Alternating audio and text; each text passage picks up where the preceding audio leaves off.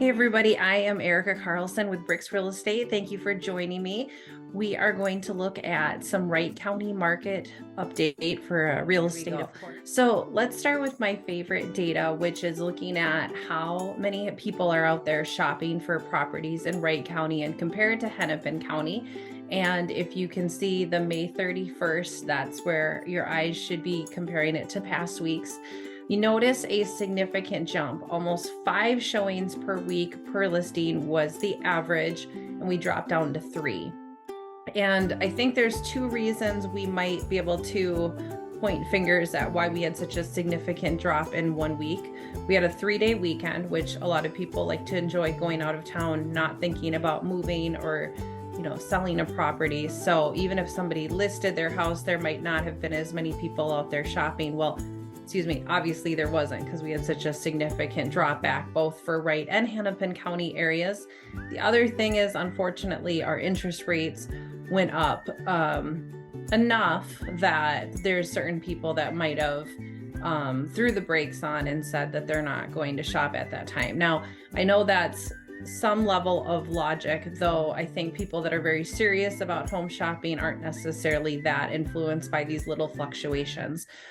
We've had just so much volatility in the interest rate. It can just go from hour to hour, day to day, quite a change. So we've seen some relaxing. I'm not a loan officer, but we have seen some relaxing in the market. And so if you are shopping for a house, just work closely with your loan officer on that detail. So 3 showings per week was the average. It'll be interesting to see what this upcoming week will be.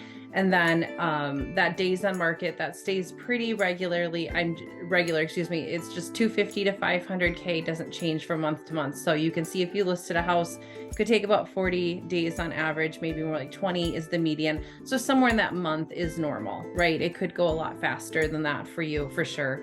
In fact, I would expect that if you price correctly.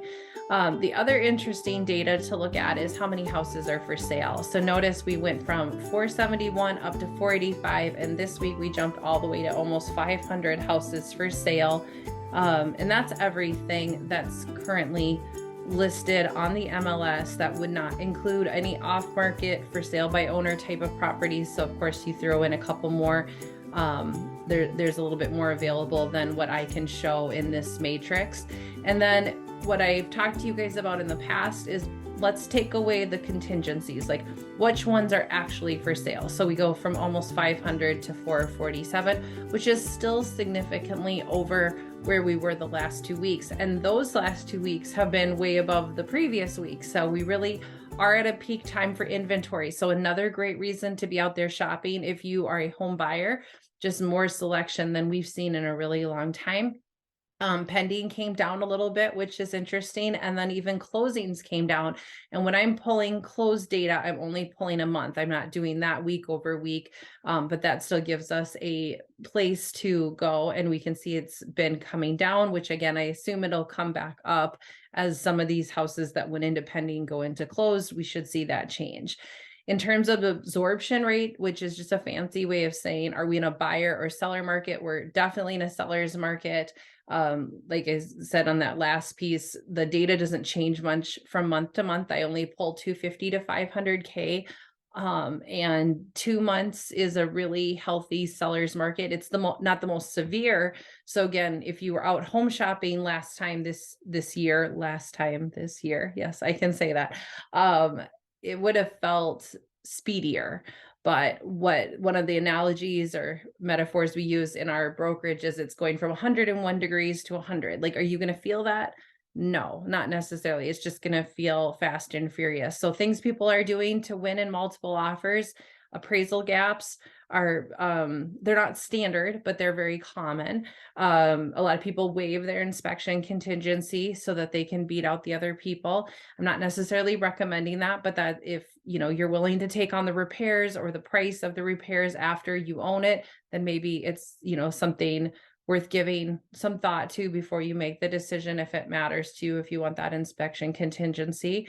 And and then talk to your lender and see how they can support you in writing the best offer. There's different things that sometimes lenders can do. Now, I don't mean they're going to give you money or anything like that, but There's some lenders out there that can do some sort of guarantees behind their lending program that you can ask about. Some of them are better known for that than others.